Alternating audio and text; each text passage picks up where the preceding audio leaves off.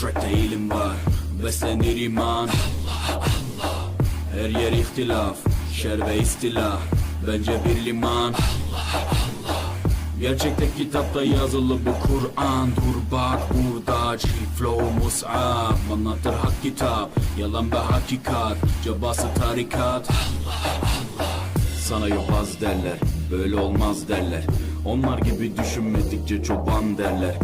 Biz Müslümanız, düşüncemiz hüsnü zandır. Bak istediğin güçle saldır, biz Rabbe müptelayız. İşimde Allah, dilimde Allah, zikrimde Allah, fikrimde Allah, aklımda Allah, aşkımda Allah, aslımda Allah, kanımda Allah. Hasbi Rabbi Cellallah, ma fi kalbi gayrullah. Nur Muhammed sallallahu, la ilahe illallah.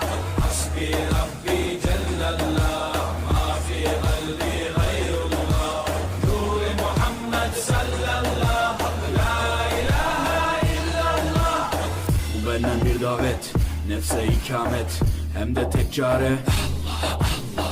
Bu hayat imtihan, şeytandan intikam, sayısız iltifat Allah. Güvendiğin dağlara kar yağar bak ancak Allah asla seni satmaz. Düşünce kalkmalısın, şükürle kalmalısın, desin hep kalp atışın Allah. Günahla esti yerler, daha gençsin derler. Bu hayat basamakları, çürük merdivenler. Senden bir istirham, devamlı istiğfar, gereken irtibat. İşimde Allah, dilimde Allah, zikrimde Allah, fikrimde Allah, aklımda Allah, aşkımda Allah, aslımda Allah, kanımda Allah. Hasbi Rabbi Cellallah, ma fi kalbi gayrullah. Nur Muhammed sallallahu, la ilahe illallah. Hasbi Rabbi Cellallah, ma fi kalbi gayrullah.